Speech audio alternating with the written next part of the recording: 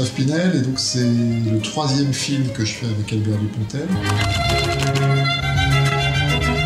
Comme je connais Albert depuis relativement longtemps, c'est vrai que je suis impliqué dans le projet assez tôt, dès la naissance de l'idée dans sa tête. Il commence à raconter son histoire, ça fait partie de son processus un peu de création, il a besoin d'en parler, de raconter son histoire pour la développer, pour que ça avance dans sa tête.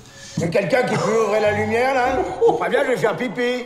À un moment donné, il me fait lire un scénario, on discute de ce scénario. Moi, j'essaie évidemment de m'intéresser en premier lieu aux problèmes de montage, enfin en essayant d'anticiper les problèmes qu'on pourrait avoir ensuite au montage. Donc notamment les problèmes d'ellipses, des choses qui peuvent être un peu rapides dans le récit, ou au contraire des choses qui paraissent tel scénario prendre trop de temps, les problèmes d'exposition, parce que comme je te disais, souvent dans les films, l'exposition c'est un moment un peu compliqué, c'est très dur de démarrer un film en fait, de savoir ce qui est important pour rentrer dans l'histoire.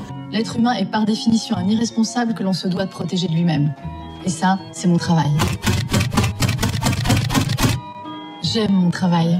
Donc tout ça, c'est des étapes avant le tournage. Après, avec Albert, je suis vraiment là pendant le tournage. Souvent, je suis dans une loge à côté des comédiens, avec mon Avid. Albert passe régulièrement, là sur 9 mois ferme, c'était tous les soirs, quasiment, pour se rassurer, pour être sûr que le film prend forme.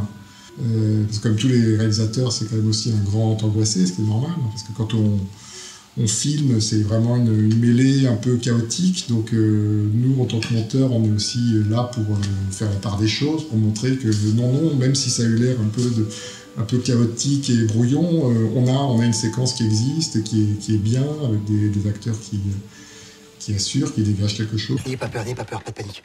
Mais non, je mange pas les yeux des gens. Mais non, n'ayez pas peur, je suis venu vous parler. Je fais un petit déjeuner, je suis venu juste vous parler. Arrêtez, c'est débile, je mange pas les yeux des gens. On va...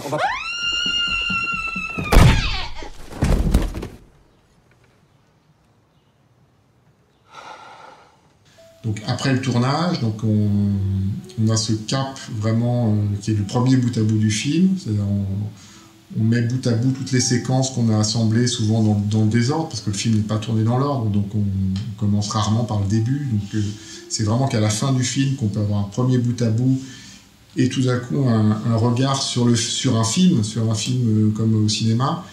Et donc c'est souvent une étape très perturbante, parce que malgré toute la préparation qui a été faite, malgré le travail de réflexion souvent long et intense qui a eu lieu avant le tournage et pendant le tournage, rien ne se passe comme on l'espérait, ou il y a plein de séquences qui avaient des gros potentiels qui sont décevantes, ou des plans qui ont coûté beaucoup d'argent, avec des mouvements de caméra qui ne servent à rien, dont finalement des fois on est amené à se passer. À côté de ça, il y a d'autres séquences plus insignifiantes qui ont beaucoup de sel, ou des improvisations qui tout d'un coup marchent mieux que des séquences écrites. Mais quels antécédents? Parce que je cambriole des baraques, je suis capable de ces horreurs sur un vieux. Qui vole un œuf, bute un veuf. Pas possible de des trucs comme ça. Sur tous les films, il y a ce travail-là de dépasser le scénario, parce que le premier bout à bout, en général, c'est le scénario, et le travail vraiment le plus dur du montage, c'est justement d'oublier le scénario et avec ce premier bout à bout faire un film avec sa dynamique, avec un rythme qui est vraiment lié aux images et plus à des phrases, des choses écrites. Et ma mère, elle zozotait.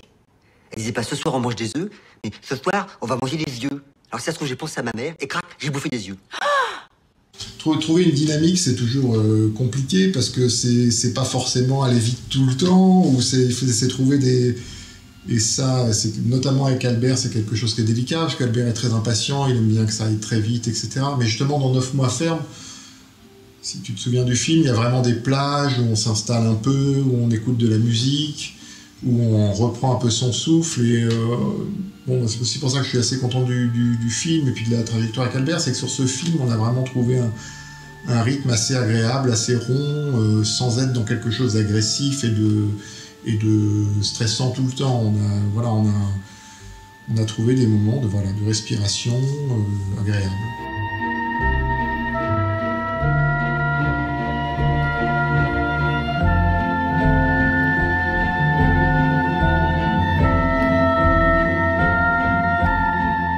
films, on se pose ces questions-là. Parce qu'on peut faire les séquences, on peut faire varier leurs séquences du simple au double ou du simple au triple, donc savoir qu'est-ce qui est important par rapport à la caractérisation du personnage, par rapport à la situation, par rapport aux enjeux. Est-ce que c'est du pur ennui ou est-ce que c'est quelque chose qui nourrit les personnages, qui leur donne de l'épaisseur? Donc ça, c'est vraiment des choix très très compliqués. Et pour revenir à ta question, il n'y a pas vraiment d'astuces. Alors des astuces, on en accumule évidemment au fur et à mesure en pratiquant le métier, mais c'est quand même beaucoup de pragmatisme et de projection et de repassage sur le film. Voilà. Aussi écouter les retours des gens, parce que on travaille aussi beaucoup en fonction des réactions qu'on recueille au fur et à mesure du montage et des visionnages. Vous y avez pensé au suicide? Comment ça? Eh ben, il se lève en pleine nuit pour faire pipi. Et il se voit dans le miroir, il se reconnaît pas en ce vieil homme. Monsieur... Chaque réalisateur impose son rythme, sa méthode de travail. Voilà, je parlais d'Antoine Decaune, parce que j'ai pas mal travaillé avec Decaune, qui est quelqu'un que j'apprécie énormément. Mais il avait une méthode qui me déstabilisait, moi, beaucoup au début, c'est qu'il est tout le temps là.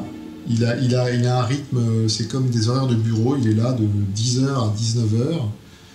Mais souvent au fond de la salle, un peu en retrait, il lit le journal, en ayant un regard sur l'écran et en suivant un peu dans mon dos ma progression. De temps en temps, il s'arrête et puis on regarde un truc tous les deux. Mais il a une sorte de présence bienveillante, un peu en retrait comme ça, et tout en me laissant faire mes trucs, quoi. Mais il aime bien voir un peu la cuisine, voir un peu où je vais, mes doutes, mes errances, parce que souvent quand on monte, on fait des fois on tente des choses et ça donne n'importe quoi. Enfin, c'est ça qui est bien avec le virtuel, c'est qu'on peut essayer plein de trucs et souvent se fourvoyer complètement, voilà, mais c'est souvent productif. Donc ça c'est Decaune. Albert, c'est plus, il est très présent aussi, mais c'est plus des rendez-vous. Il est moins dans la cuisine. Il aime bien avoir que je lui montre une séquence déjà qui existe avec des sons, avec une musique, et puis se la prendre dans la figure et me dire c'est pas du tout ça, ou me dire c'est bien, on ne change plus rien. Et tout d'un coup, il réalise que c'est lui. C'est lui le vieil homme, il réalise que c'est lui. Ah, que le temps est passé, que la vie c'est terrible. Alors il est très déprimé. Et alors, il va pas bien, donc il attrape une meuleuse dans sa caisse à outils. Voilà, ce qui peut être déstabilisant dans les deux cas, parce que des fois il me dit c'est bien, mais moi j'aurais envie de travailler encore, mais il est content, et voilà. Je réfléchissais. Et moi ce que j'aime bien, c'est justement recevoir les rushs et faire mon premier montage un peu tout seul. Alors je discute avec le metteur en scène, je sais un peu ce qu'il veut, ses directions, etc. Mais faire mon premier montage en essayant de comprendre tout seul les rushs que moi j'ai envie de monter, ce que j'ai envie de favoriser, de voir ce qui m'a... Voilà. Comme il veut pas voir ça, eh ben, il se mange les yeux. Et après, il se découpe en plein de morceaux. Moi, je fais une première proposition, mais ça, c'est dans le cadre du premier bout à bout et du premier montage. Et souvent, de toute façon, les séquences, on les remonte en fonction de leur place dans le film. Et dans la deuxième étape dont je te parlais, où tu considères vraiment une continuité du film, et là à nouveau, c'est assassin. Tu retailles les choses en fonction de ce dont tu as besoin, du rythme global du film. Donc ça, donc effectivement, rien n'est jamais figé.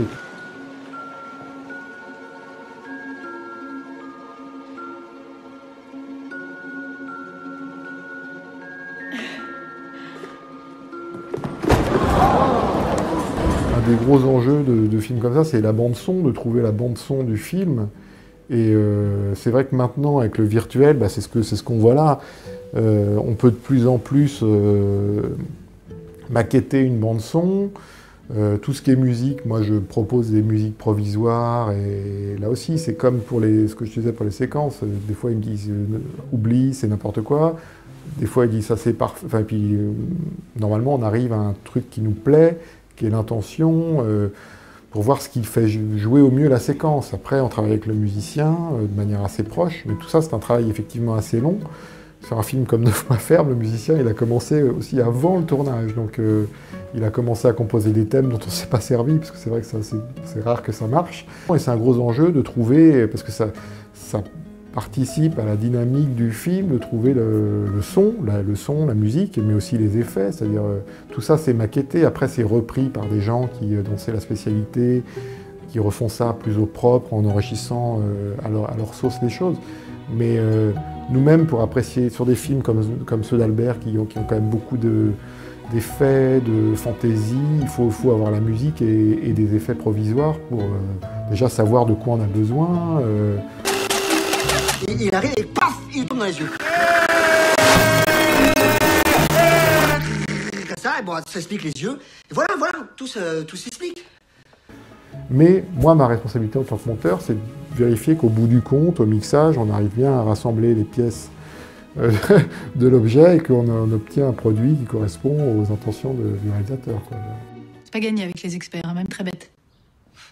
Faut fouiller le passé de cet homme. Il a forcément des antécédents de dépression. Je suis venu au montage par amour du cinéma, par cinéphilie, parce que peut-être qu'il y a un film comme le film de Truffaut sur la nuit américaine, qui raconte comme ça la fabrication d'un film, où on voit le montage en parallèle du tournage du film. Et puis après, en chemin, je me suis dit que effectivement mon caractère était plus, parce que je suis quand même un peu timide, un peu réservé, et que je suis quand même plus à l'aise dans cet espace un peu feutré qu'est la salle de montage, que sur un plateau où ça bouge dans tous les sens, où il faut courir. Il y a un rythme au montage qui me correspond davantage, qui est un peu plus lent, où on est plus sur la réflexion, voilà. Et puis surtout, je suis arrivé dans le métier à un moment où on passait au virtuel, et tout ça devenait encore plus ludique qu'avant. C'est-à-dire que maintenant, on travaille sur des ordinateurs extrêmement puissants, où on peut essayer on peut inventer des plans avec les plans. Le film d'Albert, il a été tourné dans une résolution très forte, je crois que c'était du 4K, donc on peut prendre un plan, recadrer dedans, faire des mouvements, refaire des mouvements d'appareil dans un plan. Donc le montage devient quelque chose d'extrêmement ludique, quoi, et facile. C'est un jeu.